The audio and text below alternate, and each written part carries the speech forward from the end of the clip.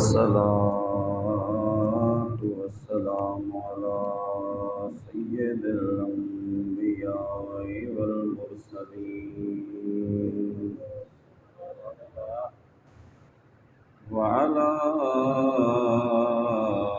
آله وصحبه أجمعين.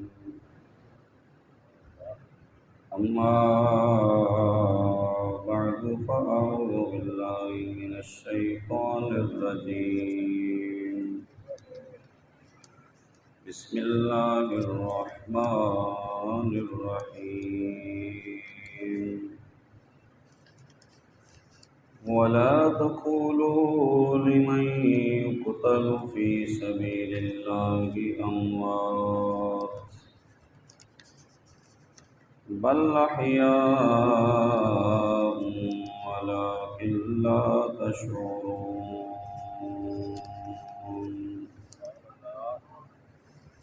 صدق الله مولانا العظيم وبلغنا رسوله النبي الكريم الأمين الرؤوف الرحيم. إن الله وملائكته يصلون على النبي يا أيها الذين آمنوا صلوا عليه وسلموا تسليما. الصلاة والسلام عليك يا سيدي يا رسول الله وعلى آلك وصحابك يا سيدي يا حبیب اللہ. سارے دوست پڑھ رہے ہیں. الصلاة والسلام علیک یا سیدی یا جد الحسن والحسین وعلى آلك وصحابك يا سيدي يا إمام القبلتين ويا نبي الحرمين. مولاي صل وسلم دائما أبدا على حبيبك خير الخلق كلهم. لي خمسة نطفي بها حر الوباء الحاطمة المصطفى المرتضى وابنهما والفاطمة. بندہ پروردگارم امت احمد نبی دوست دارے چار یارم تابع اولاد علی مذہب حنفیہ دارم ملت حضرت خلیل خاک پائے غوث اعظم زیر سایہ ہر ولی.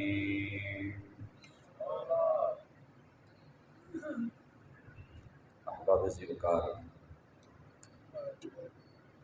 آج کے جمعہ المبارک کا جو موضوع ہے شہادت امام حسین کے بعد کے واقعات اور درس کربلا.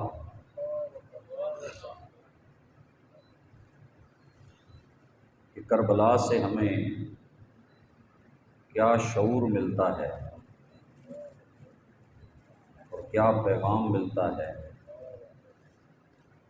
اور کیا سبق ہمیں حاصل کرنا چاہیے. صرف واقعہ شہادت پڑھ دینا یا سن لینا یا اس پر سبحان اللہ کہہ دینا یا غم کے آنسو بہا دینا یہ کافی نہیں ہے. اگرچہ ان چیزوں سے بھی ایمان تازہ ہوتا ہے، لیکن اصل ہمیں اس سے کچھ سبق لینا چاہیے. تو قتل حسین رضی اللہ تعالیٰ عنہ، شہادت امام حسین، بظاہر تو یوں لگتا تھا کہ یزید جیت گیا ہے، جو ظاہری حالات تھے وہ تو یہی بتاتے ہیں کہ یزید کو جو خطرہ تھا وہ ٹل گیا اور امام پاک شہید ہو گئے۔ اب اس کے خلاف کوئی آواز نہ اٹھے گی، لیکن حقیقت میں یہ فتح امام حسین کو اللہ نے عطا فرمائی، اور جس کا اعلان آج 1450 سال بعد بھی ہم کر رہے ہیں، سن رہے ہیں کہ فتح در اصل حضرت امام علی مقام کی تھی،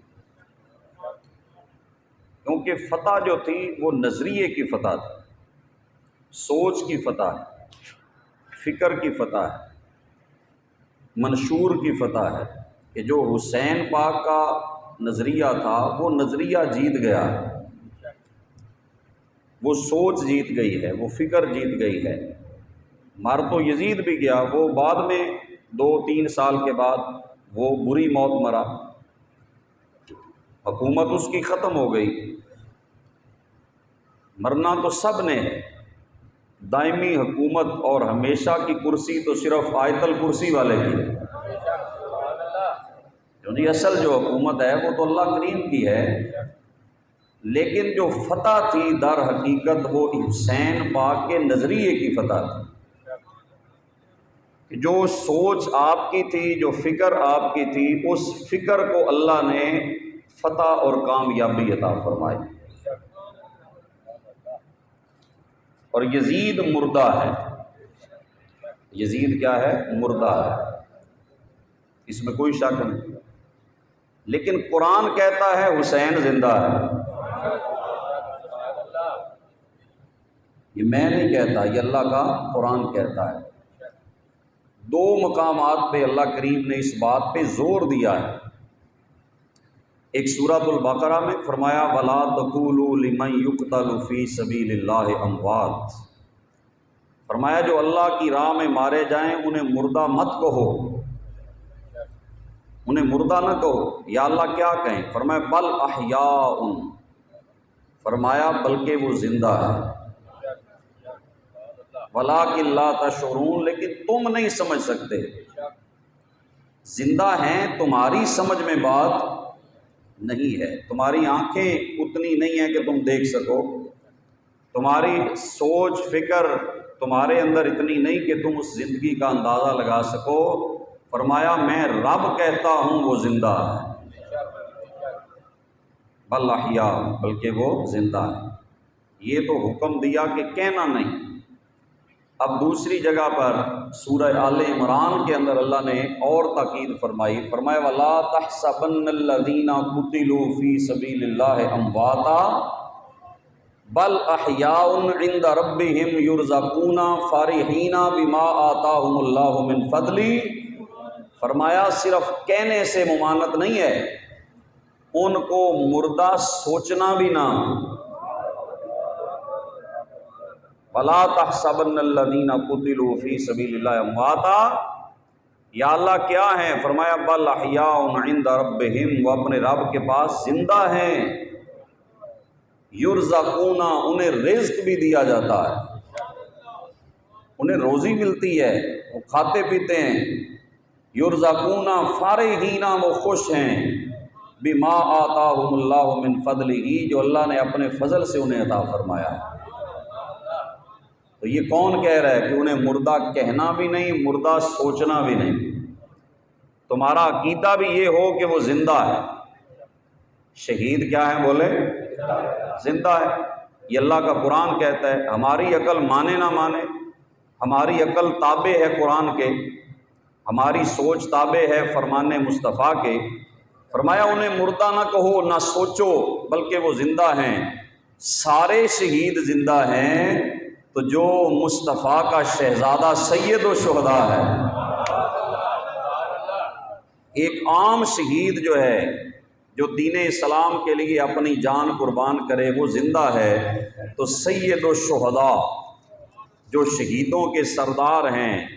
تو یہ حدیث ہے المستدرک للحاکم کی، حضور نے فرمایا، حضرت جابر بن عبداللہ اس حدیث کے راوی ہیں،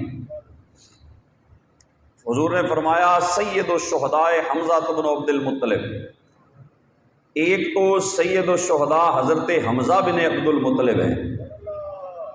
حضرت امیر حمزہ کو جانتے ہیں؟ بول رہے ہیں تو صحیح، کیوں جی؟ حضرت حمزہ سید الشہداء ہے، اسد اللہ و اسد رسول ہی، فرمایا یہ اللہ اور اس کے رسول کا شیر ہے۔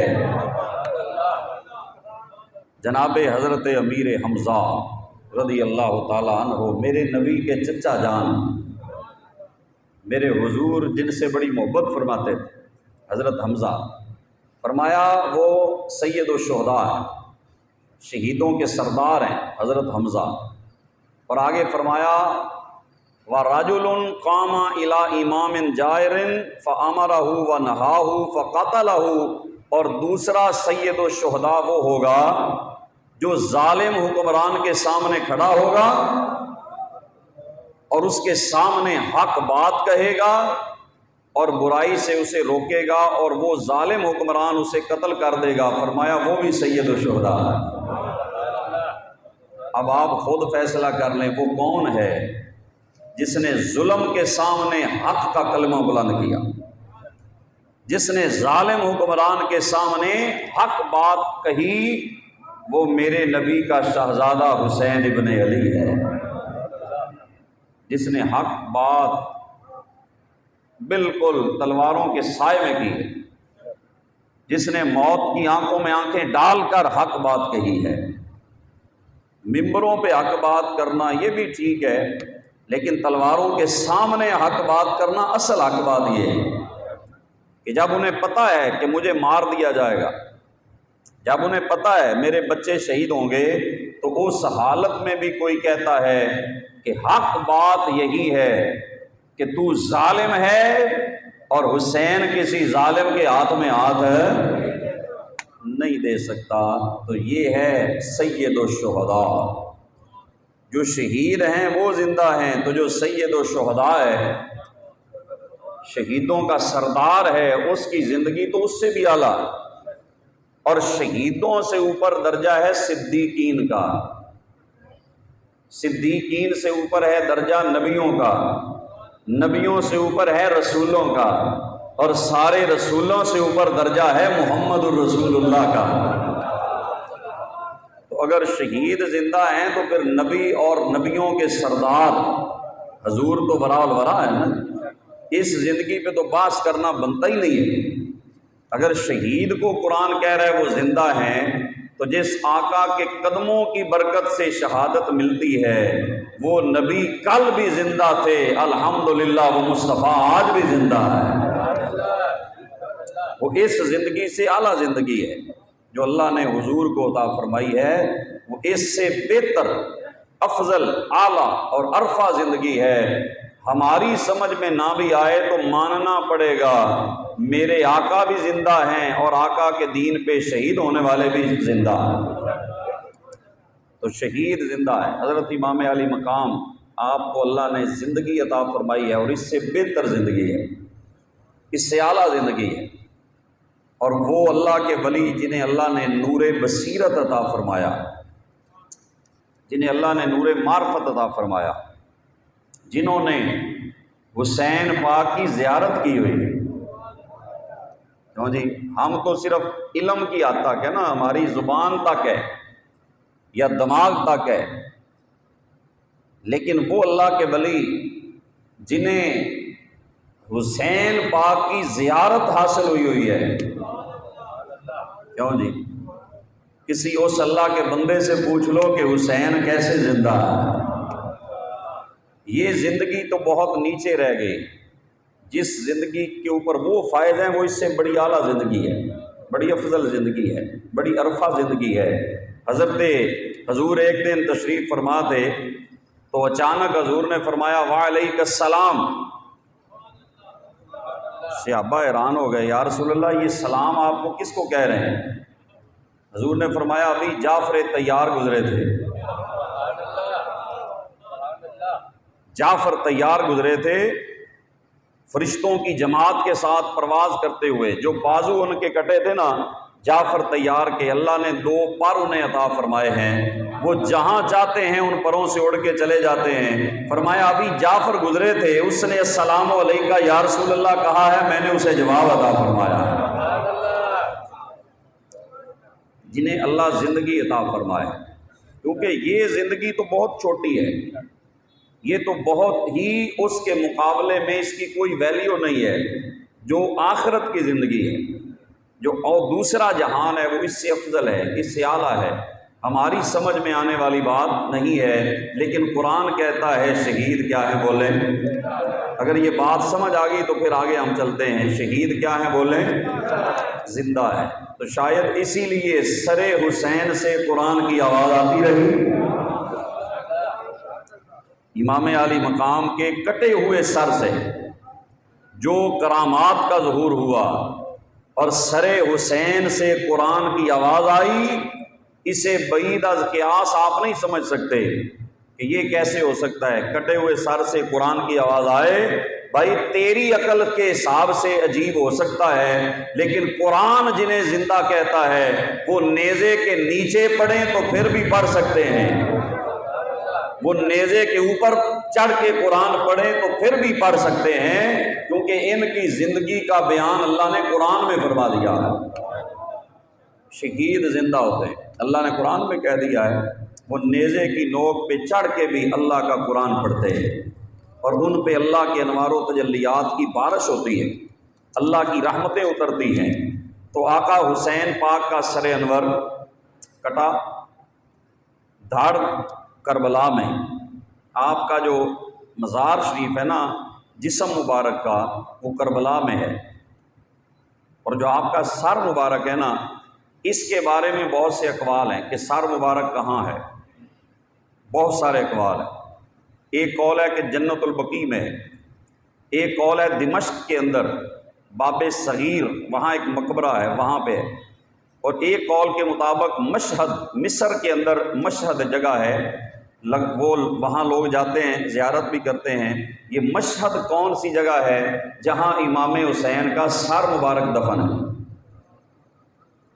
بہت سارے اقوال ہیں کہ سر حسین اور جگہ ہے، جسم حسین اور جگہ ہے، لیکن وہ زندگی جو اللہ نے دی ہے نہ وہ سر کی محتاج ہے، نہ دھڑ کی محتاج ہے، نہ سانسوں کی محتاج ہے، وہ زندگی ان چیزوں سے برال ورا ہے جو اللہ نے اپنے محبوب کے صدقے شہیدوں کو عطا فرمائی۔ تو حضرت امام علی مقام کا سر مبارک جب نیزے کے اوپر چڑھا کر دمشق، سب سے پہلے کوفے میں لے جایا گیا، وہاں گورنر تھا عبید اللہ ابن زیاد، یہ بہت بڑا بدبخت اور ملعون شخص تھا جس کی وجہ سے یہ سارا واقعہ کربلا ہوا ہے۔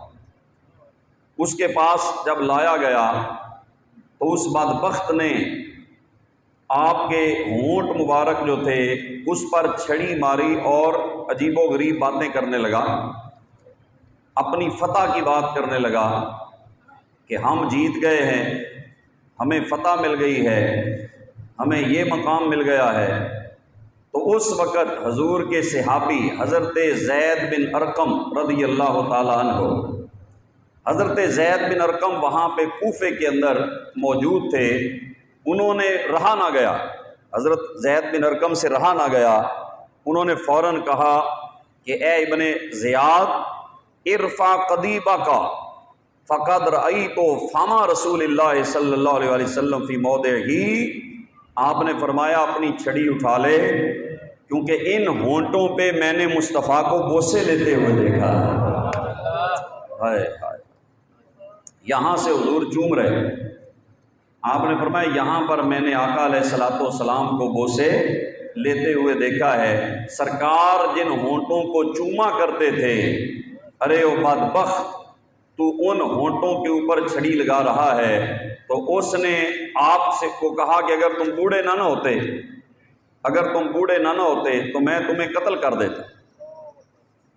یہ صحابہ کے بارے میں بھی ان بدبختوں کا یہ موقف تھا، کہنے لگا اگر تم بوڑھے نہ ہوتے۔ تو حضرت زید بن ارقم وہاں سے اٹھے اور لوگوں سے کہا، لوگوں آج کے بعد تم غلام بن گئے ہو کہ تم نے ابن مرجانہ بدبخت کو اپنا حاکم بنا لیا اور ابن زہرا مصطفیٰ کے شہزادے کو شہید کر دیا، آج کے بعد تم غلام بن گئے ہو۔ تو وہ لوگ جو وہاں بیٹھے تھے وہ کہتے ہیں ابن زیاد نے یہ لفظ سنے نہیں، اگر وہ سن لیتا تو یقیناً حضرت زید بن ارقم کو شہید کروا دیتا، لیکن وہ سن نہیں سکا۔ آپ وہاں سے نفرت کا اظہار کر کے اٹھ کے چلے گئے، اس تماشے میں شامل نہیں ہوئے۔ تو وہاں جب اس نے سارے قیدیوں کو سامنے دیکھا تو حضرت سیدنا امام زین العابدین اللہ اکبر، امام حسین پاک کے شہزادے، جان نشین امام علی مقام، اس نے جب ان کو دیکھا نا تو کہنے لگا یہ کون ہے؟ انہوں نے کہا یہ علی بن حسین ہے، کیونکہ حضرت امام زین العابدین کا جو نام ہے وہ علی بن حسین ہے، علی بن حسین۔ آپ کے 3 بیٹوں کا نام علی ہے۔ حضرت امام علی مقام نے بڑے بیٹے کا نام علی اکبر، اس کے بعد علی اوسط اور ایک علی اصغر۔ پوچھا تھا ابن زیاد نے کہ تمہارے باپ نے تینوں بیٹوں کا نام ہی علی رکھ دیا ہے، ایک کا نام علی اکبر ہے، ایک کا نام علی اصغر ہے، ایک کا نام علی اوسط ہے۔ تو انہوں نے فرمایا امام زین العابدین نے کہ میرے باپ کو اپنے باپ سے محبت ہی بڑی تھی، علی نام رکھا۔ تو حضرت علی اوسط بڑی عظیم ہستی ہیں، امام علی مقام کا سارا جو سلسلہ نسب ہے یہ حضرت امام زین العابدین سے چلا۔ بیمار تھے کربلا میں حضرت سیدنا امام زین العابدین، تو اس نے کہا یہ کون ہے؟ انہوں نے کہا یہ حسین کے بیٹے ہیں علی۔ اس نے کہا کہ انہیں قتل کیوں نہیں کیا؟ اس نے کہا چونکہ یہ بیمار ہیں۔ تو عبید اللہ نے کہا چلو اب قتل کر دو، اب شہید کر دو ان کو۔ تو حضرت سیدہ زینب سلام اللہ علیہا وہ فرمانے لگی، آپ پہ ہاتھ رکھ لیا حضرت زین العابدین پر، کہنے لگی اے عبید ابن زیاد، کیا ابھی تک تم آل محمد کا خون کر کے ابھی تمہارا دل نہیں بھرا؟ اتنی شہادتوں کے بعد تم ابھی بھی آل محمد کے خون کے پیاسے ہو؟ اگر اسے مارنا چاہتے ہو تو پھر مجھے پہلے مارو اور اسے بعد میں مارو۔ یہ سیدہ زینب کی محبت ہے اپنے بھتیجے کے ساتھ، اپنے بھائی کے ساتھ، خانوادہ مصطفیٰ کے ساتھ۔ کہنے لگی پہلے مجھے مارو۔ حضرت امام زین العابدین بیمار ہیں اور فرمانے لگے پپھی ٹھہرو، اس کا جواب میں دیتا کہ کہیں تاریخ لکھنے والا مورخ یہ نہ کہے کہ زین العابدین نے زندگی کی بھیک مانگی ہے۔ جو جملہ امام زین العابدین نے بولا یہ قیامت تک کے جرت مند لوگ جو ہیں کوئی ایسا جملہ نہیں بول سکتا۔ انہوں نے فرمایا ابالقتل تہدونی، فرمایا مجھے قتل سے ڈراتے ہو؟ اللہ اکبر، یہ جواب علی کا پوتا ہی دے سکتا ہے، یہ جواب حسین کا بیٹا ہی دے سکتا ہے، یہ جواب سیدہ زہرا کا نور نظر ہی دے سکتا ہے، یہ جواب مصطفیٰ کا شہزادہ ہی دے سکتا ہے۔ آپ نے فرمایا تم مجھے قتل سے ڈراتے ہو؟ سنو، ان القتل لنا عادت، قتل ہونا تو ہماری عادت ہے۔ واہ واہ، یہ تو خاندان محمد کا ورثہ ہے، شہادت قتل ہونا یہ ہماری عادت ہے۔ وَکَرَامَتُنَا الشَّهَادَةُ، اور شہادت تو ہمارے لیے عزت کا باعث ہے۔ تم مارنا چاہتے ہو تو مار دو، لیکن جس کو اللہ نے بچانا ہو۔ پھر اس کے دل میں یہ رحم آ گیا، اس نے کہا چلو اس کو رہنے دو، اس کو کچھ نہ کہو۔ تو حضرت امام زین العابدین کا وہاں پر کوئی بیان ایسا نہیں دیا انہوں نے کہ جس کے اندر کوئی غربت اور جہاں پر بڑی مجبوری جو ظاہر ہوتی ہو وہاں بھی جرت کے ساتھ بولے، دلیری کے ساتھ حضرت امام زین العابدین بولے ہیں۔ کوفہ کا بازار جب وہاں سے یہ قافلہ گزر رہا تھا تو کچھ عورتوں نے رحم کر کے حضرت سیدہ زینب کو پہچانا نہ، رحم کرتے ہوئے کھجوریں بیچی۔ یہ بعد از واقع کربلا ہے ان کی جرت کا عالم۔ تو حضرت سیدہ زینب نے فرمایا اپنی کھجوریں واپس لے لو۔ کیوں؟ فرمایا اس لیے کہ ہم آل محمد ہیں، آل رسول ہیں، صدقہ ہمارے لیے حرام ہے، ہم صدقہ کھانے والے لوگ نہیں ہیں۔ اس مشکل کے وقت کے اندر انہوں نے کھجوریں لینے سے انکار کر دیا، صدقہ کھانے سے انکار کر دیا، کیونکہ صدقہ آل محمد کے لیے لینا جائز نہیں ہے۔ تو وہاں کچھ دن گزرنے کے بعد کوفہ سے شام کی طرف بھیجا گیا۔ شام کے اندر دمشق جو دارالحکومت تھا، یزید جہاں پہ تخت نشین تھا، ادھر بھیجا گیا۔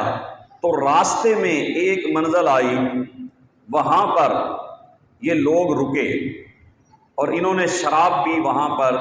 تو وہاں ایک دیوار کے اوپر یہ شعر لکھا ہوا نظر آیا۔ یہ شعر تقریباً سیرت اور تاریخ کی ساری کتابوں کے اندر لکھا ہوا ہے۔ وہاں لکھا تھا اترجو امت قتلت حسینا شفاعت جدہ یوم الحساب، یوم الحساب، کہ وہ لوگ جنہوں نے حسین کو شہید کر دیا وہ حسین کے نانا کی شفاعت کی امید کیسے رکھ سکتے ہیں؟ اترجو امت قتلت حسینا شفاعت جدہ یوم الحساب، کہ جنہوں نے حسین کو شہید کر دیا وہ نانا حسین کی شفاعت کیسے پا سکتے ہیں؟ تو یہ شعر وہاں پر لکھا ہوا تھا، جو پڑھا، لیکن ان بدبختوں کے دل چونکہ مردہ ہو چکے تھے، اب توبہ کی توفیق بھی ان سے اللہ نے چھین لی تھی۔ تو یہ اس کے بعد ایک گرجا گھر آیا، ایک دیر آیا، ایک عیسائیوں کا پادری وہاں پر وہ عبادت گزار تھا۔ اس نے وہاں پہ دیکھا کہ سارے لوگ سو گئے، تو اس راہب نے کیا دیکھا؟ ایک سر نیزے پہ چڑھا ہوا، اللہ اکبر، اور اس سر سے نور نکل کر آسمان کی طرف جا رہا، اس سر سے نور نکل کے آسمان کی طرف جا رہا، اور اس میں سے آواز آ رہی ہے سبحان اللہ، سر سے آواز آ رہی ہے سبحان اللہ، اللہ اکبر، لا الہ الا اللہ۔ یہ آوازیں سر مبارک سے آ رہی ہیں اور نور نکل رہا ہے، اور اس پر کوئی سلام کہہ رہا ہے، السلام علیکہ یا ابا عبداللہ الحسین، اے حسین تجھ پر سلام ہو۔ تو اس راہب کی اللہ نے آنکھیں روشن کر دی، اس نے دیکھ لیا، اور دیکھ کر وہ ان پہرے داروں کے پاس آیا، کہنے لگا یہ کون ہے جس کا سر ہے؟ تو انہوں نے کہا کہ یہ محمد صلی اللہ علیہ وسلم کے نواسے کا سر ہے، فاطمہ کے بیٹے۔ اس نے کہا کہ جس محمد کا کلمہ پڑھتے ہو، اللہ اکبر، بدبختو جس کا کلمہ پڑھتے ہو، اسی کا سر، اسی کے بیٹے کا سر کاٹ کے لائے ہو۔ اب شرمندہ بدبخت بول نہ سکے، تو انہوں نے فرمایا، اس راہب نے کہا کہ یہ سر ایک رات کے لیے مجھے دے دو۔ تو دنیا پرست تھے، انہوں نے کہا کہ 12,000 دینار یہ ہمیں دے دو، تو یہ سر ایک رات کے لیے ہم تمہیں دے دیتے ہیں۔ تو اس نے کہا کہ یہ سر مجھے دے دو، یہ 12,000 درہم کی تھیلیاں لے لو یا دینار یہ لے لو۔ تو سر حسین اپنے اس گرجا میں لے گیا اور جا کے نہ اس کو دھویا، ریشمی لباس اس کے اوپر دیا، صاف ستھرا لباس ڈالا اور خوشبو لگائی، اور سامنے رکھ کر سر حسین کی زیارت کرتا رہا۔ اور یہ وہ چہرہ ہے جس چہرے سے عکس جمال رسول نظر آتا۔ امام علی مقام کا جو چہرہ مبارک تھا نا، وہ حضور کی شبیہ تھی، شبیہ مصطفیٰ تھے۔ چہرہ، آنکھیں حضور جیسی، ہونٹ حضور جیسے، زبان حضور جیسی، ناک حضور جیسی، زلفیں حضور جیسی، داڑھی مبارک حضور جیسی۔ یہ سارا گھر ہی نور والا ہے، یہ سارا گھر ہی کیا ہے بولیں؟ نور والا ہے۔ یہ سارا گھر ہی حسن والا ہے، یہ سارا گھر ہی جمال والا ہے، یہ سارا گھر ہی عظمت والا ہے۔ یہ سارا گھر ہی بلند مقام والا ہے، ان کو دیکھ کر اللہ کی عظمتیں بندے کو نظر آتی ہیں، اللہ پاک کی شانیں نظر آتی ہیں اس گھر میں سے۔ تو اس نے سر حسین دیکھا، چہرہ حسین دیکھا، تو ساری رات زیارت کرنے کے بعد جب صبح ہوئی تو اس نے کہا کہ اشہد اللہ الہ الا اللہ و اشہد ان جدہ کا محمد الرسول اللہ۔ اس نے کہا حسین میں گواہی دیتا ہوں کہ اللہ کے سوا کوئی عبادت کے لائق نہیں اور آپ کے نانا اللہ کے سچے رسول ہیں۔ سر حسین کو دیکھ کر اس بدبخت اس عیسائی نے کلمہ پڑھ لیا، وہ نیک بخت ہو گیا، لیکن جو کلمہ پڑھنے والے تھے وہ بدبخت ہو گئے۔ کلمہ نہ پڑھنے والے کو اللہ نے کلمہ عطا فرما دیا، اور جو بدبخت کلمہ گو تھے، کلمہ پڑھنے والے تھے، لیکن سر حسین کی توہین کر کے، آل رسول کی توہین کر کے وہ بدبخت کفر کے اندھیروں میں چلے گئے، ملعون ہو گئے ہمیشہ کے لیے۔ تو پتہ چلا کلمہ بھی پھر بچاتا ہے جب نبی کے شہزادوں سے بندے کو پیار ہوتا ہے، نبی کی آل سے پیار ہوتا ہے۔ تو وہ جو دینار انہوں نے لیے تھے نا، اب تھوڑا سا آگے گئے تو کہا چلو ان دیناروں کو ہم بانٹ لیتے ہیں۔ وہ دینار جب انہوں نے کھولے نا، تھیلیاں کھولی، تو دونوں وہ سارے دینار جو تھے وہ ٹھیکریاں بن چکے تھے، اور 2 آیتیں لکھی ہوئی تھی ان پر، ایک طرف ایک آیت تھی، دوسری طرف دوسری آیت تھی۔ ایک طرف لکھا ہوا تھا وَلَا تَحْسَبَنَّ اللَّهَ غَافِلًا عَمَّا يَعْمَلُ الظَّالِمُونَ، تو اللہ کو گمان نہ کر کہ اللہ بے خبر ہے اس بات سے جو ظالم کرتے ہیں، اللہ ظالموں کے کسی عمل سے بے خبر نہیں ہے۔ یہ پیغام دیا کہ ظالموں یہ ظلم 4 دن کا ہے، پھر تمہارا انتقام کا وقت آئے گا، اللہ کی پکڑ آئے گی، اللہ کی گرفت تم پر آئے گی۔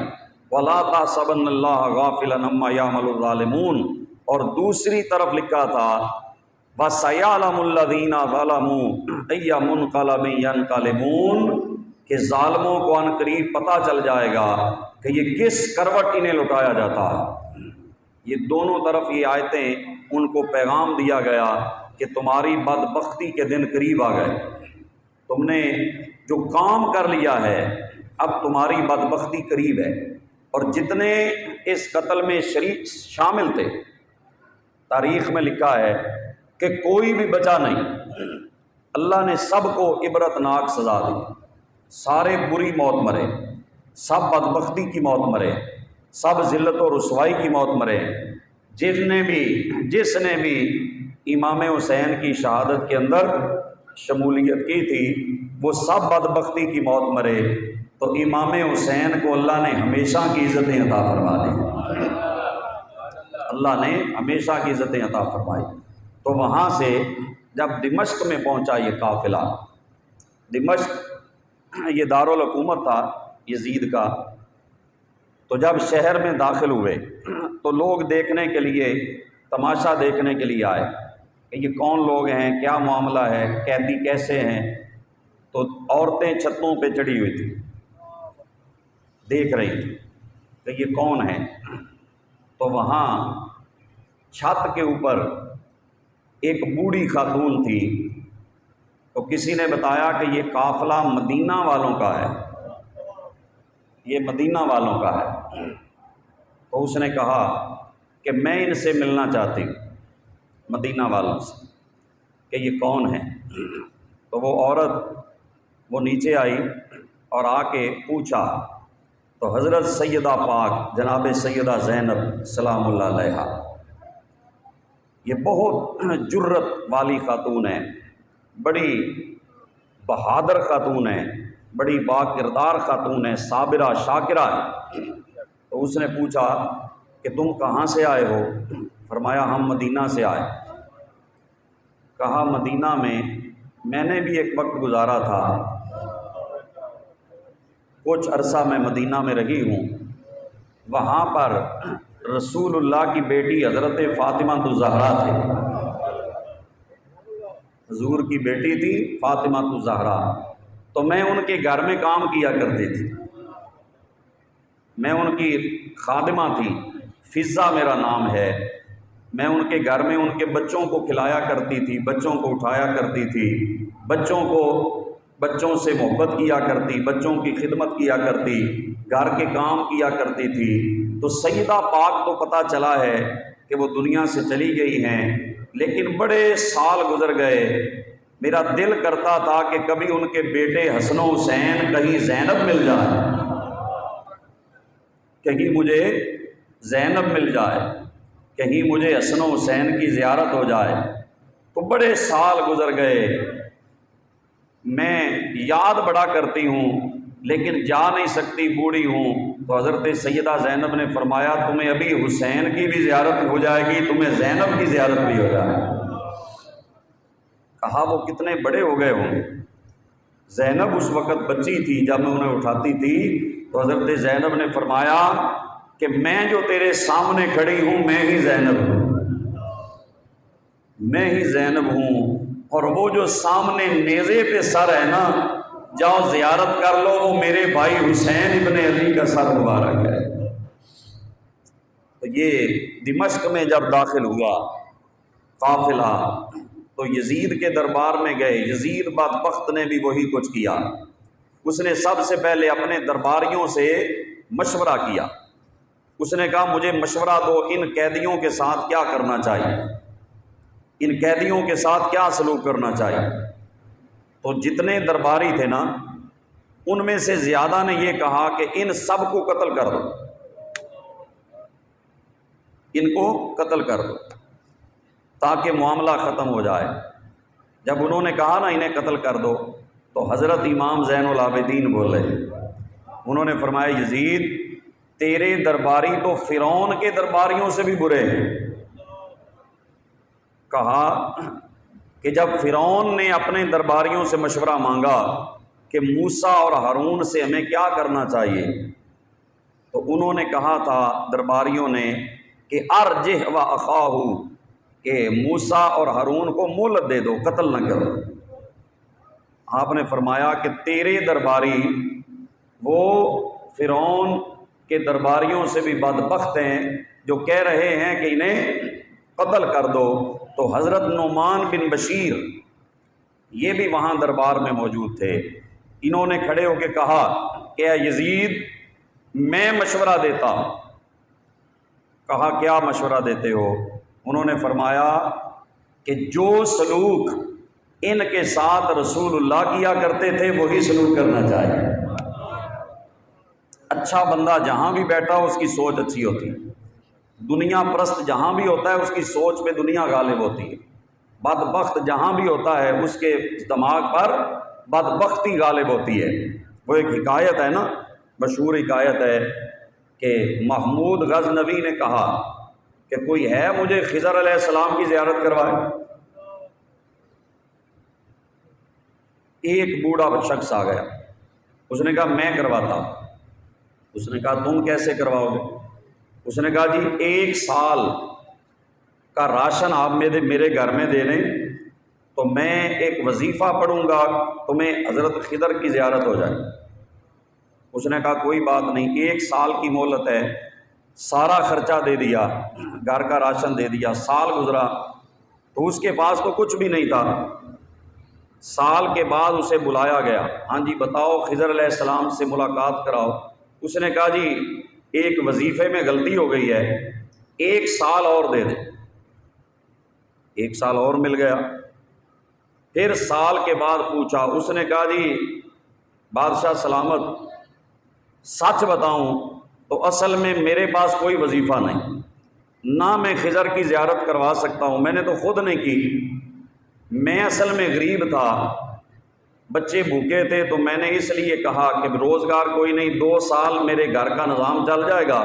وہ چل گیا ہے، اب جو سزا دینی ہے آپ مجھے دے سکتے ہیں، میں مجرم ہوں آپ کا۔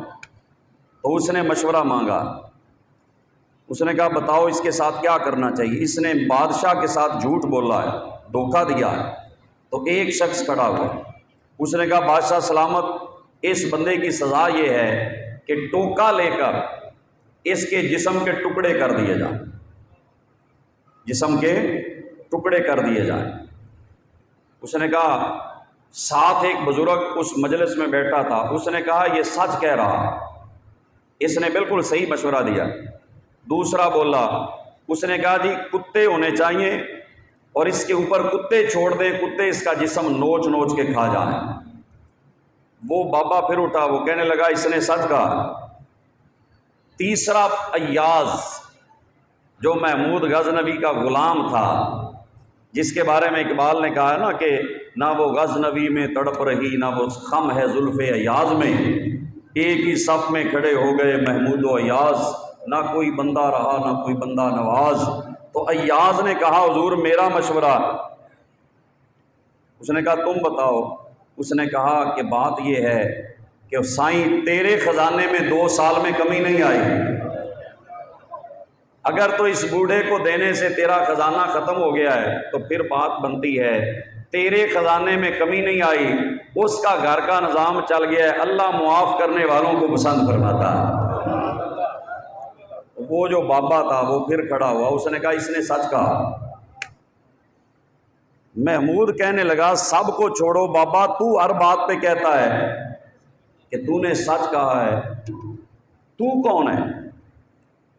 تو کون ہے؟ تو سب کو سچا کہہ رہا ہے۔ اس نے کہا اصل بات یہ ہے کہ جس نے کہا نا کہ اس کو کاٹ دیا جائے، اس کے بڑے یہی کام کرتے تھے، تو جو اس کے خون میں شامل تھا اس نے وہی بات کی ہے، جو اس کی نیچر میں تھا اس نے وہی بات کی ہے، جو اس نے شروع سے دیکھا ہے اس نے وہی مشورہ دیا ہے۔ اور جو دوسرا ہے اس کے آباء و اجداد کتے پالتے تھے، تو اس نے جو مشورہ دیا ہے اپنے بزرگوں کے حساب سے دیا ہے۔ اور یہ جو ایاز ہے نا یہ سید ہے، لیکن کبھی اس نے راز کھولا نہیں، سید ہے، اس کے بزرگ ہمیشہ معاف کرتے رہے، تو اس نے اپنی سوچ کے مطابق مشورہ دیا ہے۔ اب ایاز بولا، اس نے کہا میرا راز تھا کہ میں نے کبھی بتایا نہیں تھا میں سید ہوں، تو نے میرا راز کھولا ہے نا، اب میں تیرا راز کھولتا۔ اس نے کہا بادشاہ سلامت، اگر میں سید ہوں اس نے آج بتایا ہے تو یہی خضر ہے، یہی خضر ہے۔ تو ہر کوئی مشورہ دیتا ہے اپنی فطرت اور نیچر کے مطابق۔ تو یزید کے درباری بدبخت تھے، انہوں نے کہا جی ان کو مار دو، لیکن حضرت نعمان بن بشیر ایک نیک دل اچھے انسان تھے، انہوں نے کہا حضور کہ یزید جو سلوک ان کے ساتھ رسول اللہ کرتے تھے نا کبھی کندھوں پہ اٹھاتے، تجھے کیا پتا مقام حسن کیا ہے، ارے بدبخت تجھے کیا پتا مقام حسین کیا ہے، ارے تجھے کیا پتا کہ سیدہ زینب کا مقام کیا ہے، ارے تجھے کیا پتا کہ زین العابدین کے سپاہی کی ہستی کا نام ہے، تو پہچانتا ہی نہیں انہیں۔ کاش کہ تو جان جاتا تو حسین کو شہید نہ کرتا، حسین کے قدم اپنی آنکھوں پہ ملتا، تجھے پتہ ہی نہیں چلا حسین کون ہے، تو جان ہی نہیں سکا حسین کون ہے، تجھے پتہ ہی نہیں۔ حسین کی قدر پوچھنی ہے تو محمد مصطفیٰ سے پوچھ لو، حسین کی قدر پوچھنی ہے تو آؤ مولا علی سے پوچھو، حسین کی قدر پوچھنی ہے تو جناب سیدہ فاطمہ تو زہرا سے پوچھو۔ کوئی قدر اولاد دا ماں پہ ہو جانے کی جانے بیگانہ، تے قدر حسین دا زہرا جانے یا جانے حسین دا نانا۔ تمہیں قدر حسین کا پتہ ہی نہیں، بدبختو تمہیں کیا پتا حسین و منی وانا من حسین کی لذت کیا ہے۔ جنہیں قدر تھی وہ حسین کے قدموں پہ اپنا رومال ملتے تھے، جنہیں قدر تھی نا وہ امام علی مقام کے قدموں کو صاف کرتے تھے۔ حضرت ابو ہریرہ پوچھا حضور آپ میرے بڑے میرے چچا جان کی طرح ہیں، میں عمر میں چھوٹا ہوں، آپ میرے پاؤں پہ رومال مل رہے ہیں؟ تو انہوں نے فرمایا بیٹا حسین تیری قدر جو ہم نے دیکھی ہے نا مصطفیٰ کی بارگاہ میں، اگر دنیا کو پتہ چل جائے تیرا مقام کیا ہے تو پھر تجھے زمین پہ قدم کوئی نہ رکھنے دے، دنیا تجھے اپنے کندھوں پہ اٹھا کے پھرتی رہے۔ اگر لوگوں کو پتہ چل جائے مقام حسین کیا ہے، تجھے کیا پتا کہ حسین کیا ہے۔ کوئی حسین تیرا حسین میرا، حسین تیرا حسین میرا، حسین ان کا حسین ان کا، حسین رب کا حسین سب کا، وہ خشکیوں کا سمندروں کا، وہ صوفیوں کا کلندروں کا، وہ صوفیوں کا کلندروں کا، حسین گر نہ شہید ہوتا تو آج گھر گھر یزید ہوتا، نبی کی سنت عیاں نہ ہوتی، خدا کے گھر میں اذان نہ ہوتی۔ حسین تیرا حسین میرا، حسین ان کا حسین ان کا، حسین سب کا حسین رب کا۔ ارے حسین کا مقام پوچھنا ہے تو عرش والے رب سے پوچھو کہ مقام حسین کیا ہے۔ اللہ اکبر۔ یزید کو کیا پتا کہ میرے آقا حسین کی عظمت کیا ہے، ان کی شان کیا ہے، کاش کہ وہ قدر کر لیتے۔ ایک نے کی تھی وہ حر بن گیا، اللہ اکبر، ایک نے کی تھی وہ کیا بن گیا، حر بن گیا۔ اللہ نے اسے بھی عزت عطا فرما دی، اس نے حسین کے قدموں پہ اپنی جان قربان کر دی۔ عرفہ ہے کل جہان سے گھرانہ حسین کا، عرفہ ہے کل جہان سے گھرانہ حسین کا، عرفہ ہے کل جہان سے گھرانہ حسین کا، کہ سلطان دو جہان ہے نانا حسین کا۔ یہ نسبت ہی دیکھ لو، سلطان دو جہان ہے نانا حسین کا، ایک پل ایک گھڑی تھی حکومت یزید کی، وہ صدیاں حسین کی ہیں زمانہ حسین کا، صدیاں حسین کی ہیں زمانہ حسین کا، صدیاں حسین کی ہیں زمانہ، سارے پڑھ لیں، صدیاں حسین کی ہیں زمانہ حسین کا۔ علامہ اقبال کہتے ہیں بحر آن شہزادہ خیر الملل، دوش ختم المرسلین نعم الجمل۔ اوے اقبال سے پوچھو حسین کا مقام کیا ہے، فرماتے ہیں حسین وہ ہے جس کی خاطر نبیوں کے سردار کے کندھے سواری بن گئے۔ بحر آن شہزادہ خیر الملل، دوش ختم المرسلین نعم الجمل، جسے کندھوں پہ بٹھا کے حضور فرماتے تھے نعم الجمل، اوے حسن و حسین تہاڈی سواری کتنی سونی۔ کیوں نہیں، جنہیں قدر ہے ان سے پوچھو مقام حسینی کیا ہے، عزت حسین پاک کیا ہے، شرف حسین کیا ہے، جسے قدر ہو جائے اللہ اس پہ راضی ہو جاتا ہے، اللہ اس پہ کرم فرما دیتا ہے۔ تو درس کربلا میں یہ عرض کر رہا تھا، ایک ہمارے ٹاپک میں آخری جز ہے درس کربلا کیا ہے۔ بس یہ میں نے جو درس کربلا سے آج حاصل کیا اور سیکھا ہے وہ 11 سبق ہیں جو کربلا سے ہمیں ملتے ہیں۔ کتنے؟ 11 درس ہیں جو کربلا سے ہمیں حاصل ہوتے ہیں۔ وہ 11 جو درس ہیں وہ کیا ہیں؟ کربلا سے ہمیں محبت الہی کا سبق ملتا ہے۔ کربلا محبت الہی کا درس ہے۔ ابراہیم علیہ السلام نے مینا میں اسماعیل پہ چھری رکھ کے ساری محبتوں کو قربان کیا، حسین نے صرف رکھی نہیں، حسین نے لاشیں اٹھا کر وہ جو محبت الہی کی داستان تھی حسین نے پھر سے تازہ فرما دی۔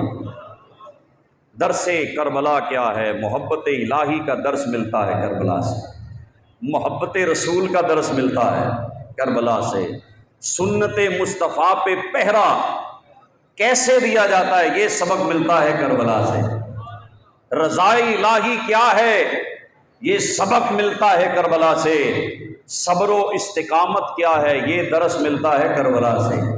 کربلا صبر کا نام ہے، کربلا دین پر استقامت کا نام ہے، اور جرت و بہادری کا درس ملتا ہے کربلا سے۔ جرت و بہادری کا درس کہاں سے ملتا ہے؟ کربلا۔ کربلا جرت کا نام ہے، کربلا بہادری کا نام ہے، اور کربلا غیرت ایمانی کا درس دیتی ہے۔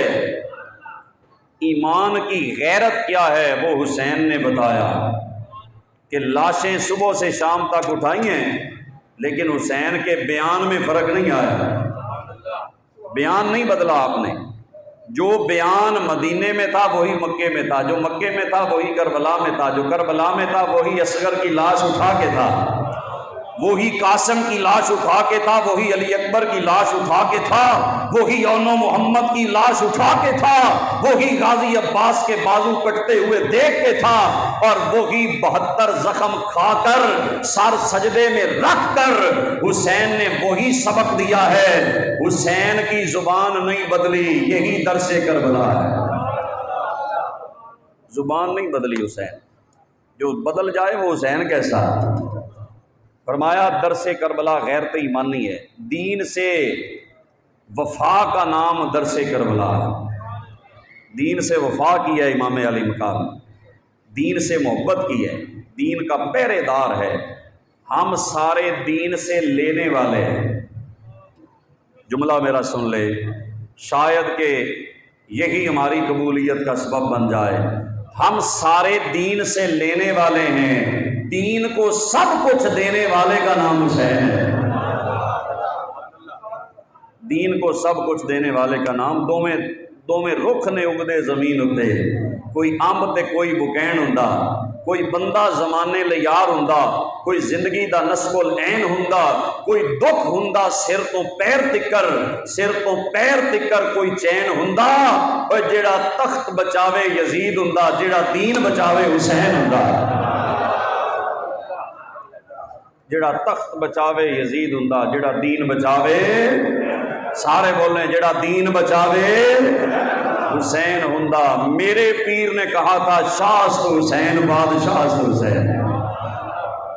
بولو چشتیوں کے پیر نے کہا تھا شاست حسین بادشاہ، کیونکہ جتھے 60 چشتی مارتے نے اتنے بجلی کوئی۔ شاست حسین بادشاہ حسین، دی است حسین دی پناہ است حسین، سر داد نہ داد دست در دست یزید، حقا کے بنائے لا الہ است حسین۔ حسین کا درس کیا ہے؟ سخاوت کا درس کربلا سے ملتا ہے، سخاوت کا درس کربلا سے ملتا ہے، اور حق گوئی کا درس کربلا سے ملتا ہے، سچ کا درس کربلا سے ملتا ہے۔ یہ وہ سبق ہے جو کربلا والے آقا حسین نے کائنات کو عطا فرمایا کہ اگر حسین سے پیار کرتے ہو تو پھر اللہ کی ذات سے محبت کرو، قرآن سے محبت کرو، مصطفیٰ کی سنت سے محبت کرو، مصطفیٰ کی شریعت سے محبت کرو، صبر، استقامت، جرت، بہادری، غیرت ایمانی، دین سے وفا، سخاوت، حق گوئی اور سچائی کا ساتھ دو گے تو یہ حسین کا پیغام ہے۔ یہ پیغام ہے علی کے بیٹے مصطفیٰ کے شہزادے کا، جو کربلا کی تپتی ہوئی ریت پر میرے آقا حسین نے پیغام دیا۔ تو دوستان جی وقار، یہ مذمتی قرارداد یہ بھی ہمارے ایمان کا حصہ ہے۔ نبی پاک کی عزت اور حرمت یہ سب سے بڑا ہمارے ایمان کا حصہ ہے، بلکہ ایمان قائم ہی حضور کی عزت پر ہے۔ تو سوشل میڈیا پر بھی بہت بک بک ہے، لیکن یہ جو ہمارے چینل ہیں، الیکٹرانک میڈیا ہے، اس پر بھی جیو نیوز، میں نے خود نہیں دیکھا لیکن مختلف بیانات سے میرے سامنے یہ بات آئی ہے، جیو نیوز نے حضور علیہ السلام کی جسمانی ساخت دکھائی ہے، اور یہ توہین ہے حضور علیہ السلام۔ تو جتنے بھی چینل ہیں ان کو چاہیے کہ وہ جو تم بے حیائی پھیلا رہے ہو یہ تو تم جہنم میں جا ہی رہے ہو، لیکن کم از کم نبیوں کی بے ادبی اور گستاخی سے تو بچ جاؤ، ٹھیک ہے؟ باقی بے حیائی تو تم نے اڈے کھولے ہوئے ہیں بے حیائی، لیکن کم از کم نبوت کا جو احترام ہے، عزت ہے، اس پہ ہاتھ نہ ڈالو۔ تو ہم جو بھی گستاخی کرتا ہے، حضور کے خاکے یا حضور کی فلم یا ڈرامائی صورت بناتا ہے، ہم اس کی مذمت کرتے ہیں مثال۔ اور سوشل میڈیا پر بھی یہ یاد رکھیں، ایسے ویڈیوز ہیں کہ جن میں حضور کا جسم دکھایا جاتا ہے۔ سوشل میڈیا پر ایسی ویڈیوز ہیں، تصویریں ہیں، حضرت علی کا جسم بنایا ہوتا ہے، نبی پاک کا۔ تو ایسی چیزوں کو بالکل ختم کریں، ایسی چیزیں نہ دیکھا کریں۔ فلمیں بھی ہیں، حضرت یوسف علیہ السلام کے بارے میں، دیگر انبیاء کے اوپر بھی فلمیں ہیں، کربلا کے اوپر بھی فلمیں ہیں۔ تو فلموں والا دین ہمارا نہیں ہے، ہمارا دین حق اور سچ والا ہے۔ غیر نبی کو آپ نبی بنا کے دکھائیں گے تو یہ بے ادبی ہے۔